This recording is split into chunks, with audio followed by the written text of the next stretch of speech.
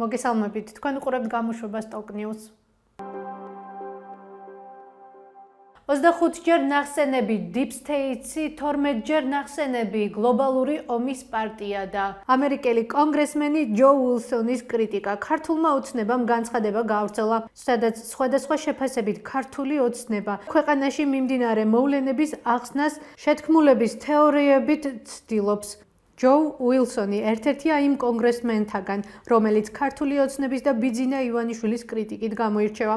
ასევე უილსონი საქართველოს შესახებ ინიცირებული მეგობარი აქტის ავტორია. ქართული ოცნება აცხადებს, რომ უილსონი Deep State-ის ყველაზე მძიმე გამოვლინებაა. პარტიის პოლიტსაბჭოს სახელით გავრცელებული განცხადება იმეორებს ქართული ოცნების ლიდერების მიერ ამ დრომდე საჯაროდ გაკეთებულ განცხადებას გლობალური ომის პარტიისა და Deep State-ზე.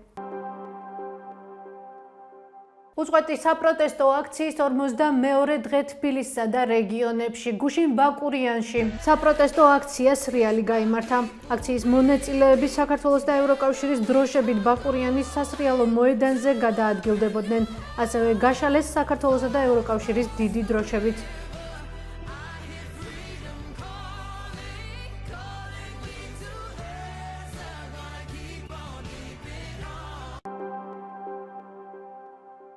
$100,000-ზე მეტი ლარის დახარჯვას გეგმავს ახალციხის მუნიციპალიტეტის მერია რაბათის უბანში მრავალსაცხოვრებიანი ბინის რეაბილიტაციისთვის. ინფორმაცია სახელმწიფო შესყიდვების ვებგვერდზეა გამოქვეყნებული. სატენდერო დოკუმენტის მიხედვით შენობას არასდროს ჩატარებია რეაბილიტაცია, რის გამოც ფასადის სადარბაზოები, კიბეები, მოედნები და ეზო დაზიანებულია. იგეგმება მათი რეაბილიტაცია. ცნობისთვის, რაბათის დასახლება კულტურული მემკვიდრეობის სტატუსის მქონეა.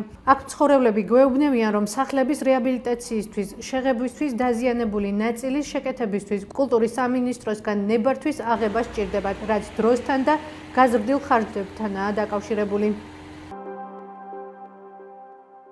სულ-მცირე 126 ადამიანი დაიღუპა და 188 ადამიანი დაშავდა. კომუნისტური ჩინეთის ავტონომიურ რეგიონში ტიბეტში მიწისძვრის შედეგად ამის შესახებ ინფორმაციას Reuters-ი ავრცელებს. შემთხვევა 7 იანვარს მოხდა. ამერიკის შეერთებული შტატების გეოლოგიური სამსახურის მონაცემებით მიწისძვრა 7.1 მაგნიტუდის იყო. მიწისძვრის ეპიცენტრში დანგრეული და დაზიანებულია 3600-ზე მეტი სახლი. მაშველებმა 400-ზე მეტი ადამიანი გადაარჩინეს. აღნიშნულ მონაცემებს Reuters-ი კომუნისტური ჩინეთის სახელმწიფო მედიაზე დაყრდნობით წერს. ამერიკის შეერთებული შტატების 39 პრეზიდენტი ჯიმი კარტერის ცხოვრება და მემკვიდრეობა ნახეთ სტუდია ვაშინგტონში. მეტი და დეტალური ინფორმაციისთვის ეწვიეთ ჩვენს ვებგვერდს TalkTV.gr და Facebook გვერდს TalkTV. მადლობთ რომ გვიყურებთ. ხვალამდე.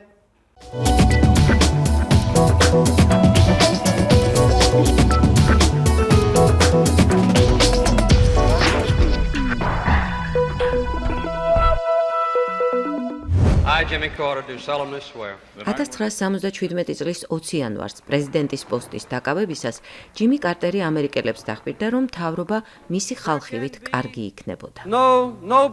უფრო სამართლიანი და მშვიდობიანი სამყაროს შექმნაზე მეტად ღირსეული და ამბიციური ამოცანა ამ ახალი დასაწყისის ჟამს ვერ გვექნება.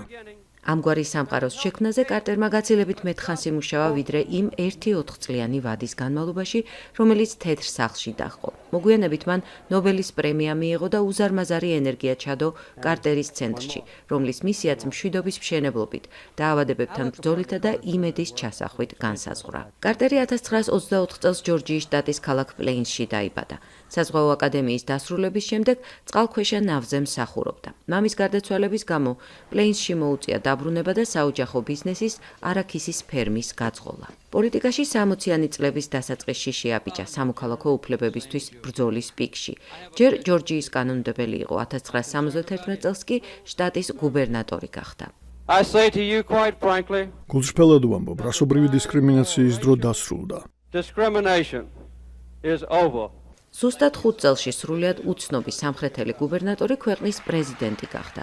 პრეზიდენტობის მეორე წელსვე კარტერის შუამავლობით ეგვიპტესა და ისრაელს შორის კემპ დევიდის აკორდის სახელით ცნობილი სამშვიდობო ხელშეკრულება გაფორმდა. ეს კარტერის ერთ-ერთი მთავარი მიღწევაა. There had been 4 wars between Arabs and Israelis. პრეზიდენტი როცა გახდა ისრაელს ბოლო 25 წელში არაბებთან 4 ომი ჰქონდა. ეგვიპტეს საბჭოთა კავშირის მთავრობა უჭერდა მხარს. მაშინ ის ერთადერთი იყო, რომელსაც ისრაელისთვის რეალური სამხედრო გამოწვევის შექმნა შეეძლო. შემდეგ მან სამშვიდობო შეთანხმებას პანამაშიც მიაღწია და მოგვიანებით ჩინეთთან სრული დიპლომატიური კავშირი დაამყარა. კარტერის პრეზიდენტობის კურსი 1979 წელს ირანში მომხდარმა ისლამურმა რევოლუციამ შეცვალა, როცა შიიტებმა ამერიკის მიერ მხარდაჭერილი შაჰი ჩამოაგდეს. თეირანში ამერიკის სალჩუში შეიჭრნენ და 66 ამერიკელი მძევლად აიყვანეს. მომდევნო წელს კარტერის განკარგულებით დაწყებული მძევლთა გათავისუფლების სამხედრო ოპერაცია კრახით დასრულდა, რასაც ამერიკის 8 ჯარისკაცი შეეწირა. ამას დაემატა ქვეყანაში მზარდი ინფლაცია და უმუშევრობა. შედეგად 1980 წელს დემოკრატმა კარტერმა არჩევნები რესპუბლიკელ რონალდ რეიგანთან წააგო. მძევლები ირანმა რეიგანის ინაუგურაციის დღეს გაათავისუფლა. კარტერი კი პლეინსში დაბრუნდა და ჰუმანიტარულ საქმიანობას შეუდგა. კარტერის ცენტრის ანგარიშზე სხვა მრავალ მიღწევათა შორის დღეს 100-ზე მეტი არჩევნების დაკვირვება, დაავადებების აღმოფხვრასთან წარმატებული ბრძოლა და ბევრი სამშვიდობო შეთანხმებაა, მათ შორის კიდევ ერთი ზავი უგანდასა და სუდანს შორის. ჰუმანიტარული და სამშვიდობო მოღვაწეობისთვის კარტერს 2002 წელს ნობელის პრემია გადაეცა. When I won the Nobel Peace Prize. ნობელის პრემიის მიღება კარტერის ცენტრის მუშაობის დამსახურება იყო. მერჩევნია ჩემი მემკვიდრეობა მშვიდობისა და ადამიანის უფლებებისთვის ბრძოლით განისაზღვროს. ან კი ვის არ ენდომებოდა. ის 90 წლის ასაკშიც კი შრომის მოყვარეობით და აქტიური ცხოვრებით გამოირჩეოდა. თუმცა ბოლო წლები ავადმყოფობა მშობლიურ ქალაქ პლეინსთან კიდევ უფრო მიაჯაჭვა. საჯაროდ კარტერი ბოლოს მეუღლის, როზალინის დაკრძალვაზე გამოჩნდა.